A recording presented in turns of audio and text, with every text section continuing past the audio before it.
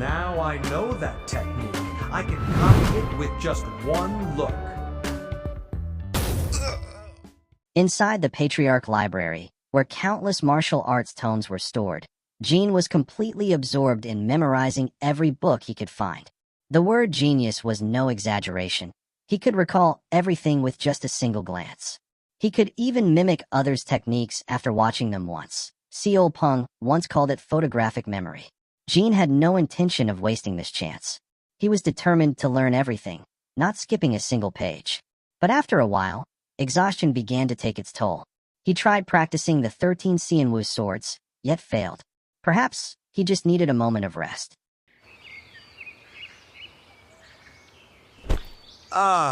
Maybe I just need a little rest.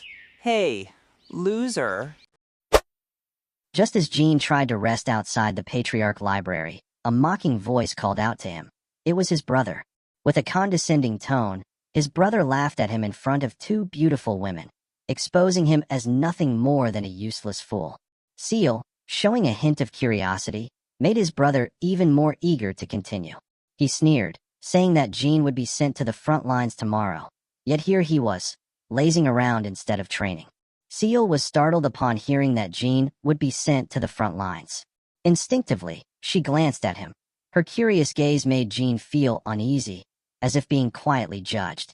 Seoyul was a sword prodigy from the Jaegao clan, bearing the title Heavenly Wisdom Sword Peak.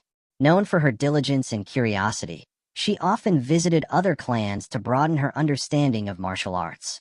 Perhaps her visit to the Seonwoo clan this time was for the same reason, to learn and to gauge the strength of its heirs. Hey, brother?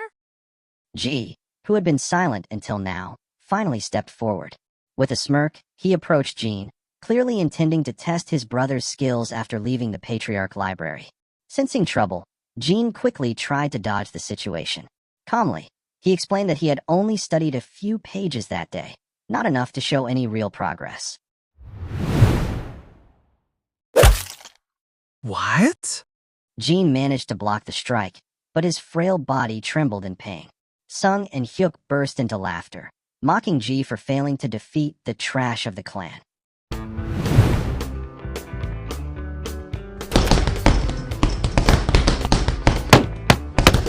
What is this? I've never seen it before, yet somehow it feels so familiar. Incredible. What? Did you just say incredible? Blow after blow, Ji unleashed his techniques with fierce determination. Yet Jean blocked them all with ease, claiming it was nothing but coincidence. His words only fueled the laughter of Sung and Hyuk, who mocked Ji even further and pushed him into an awkward corner.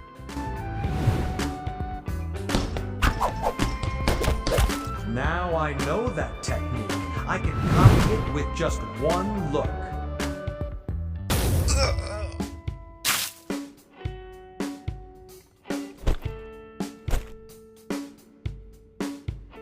Ji's defeat filled Sung with rage, prompting him to challenge Jean. But before things escalated, Seoyul intervened, noticing Jin's exhaustion and not wanting the situation to spiral further. Her calm, yet firm words made Sung hesitate. He turned instead to check on Ji, who lay battered and speechless. Disbelief and humiliation twisted across Ji's face, the bitter taste of defeat burning deeper than the wounds on his body.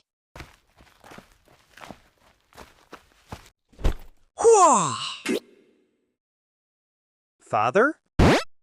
Realizing his father was watching, Jean quickly sat cross-legged and calmly explained that Ji's injury had been an accident. Jung responded with a faint smile, pride flickering in his eyes at the growth he hadn't expected from his son. With a tone heavy with regret, Jung confessed that of his 4 political marriages, only one had been chosen from love, all done under the pressure of the clan. Jean remained silent, trying to understand the burden his father had carried for years. Not wishing to dwell on the past, Jung shifted the topic, asking if Jean had already read the book on the 13 Seonwoo swords. Jin's slight nod ignited a spark in Jung's eyes. With renewed energy, he stood tall and told Jean to watch closely, for this time, he would demonstrate the true essence of the 13 Seonwoo swords.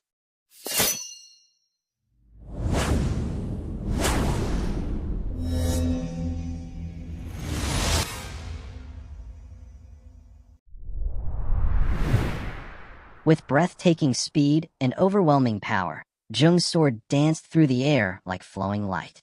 Jin stood frozen in awe, unable to believe that he was witnessing the legendary technique performed by his own father.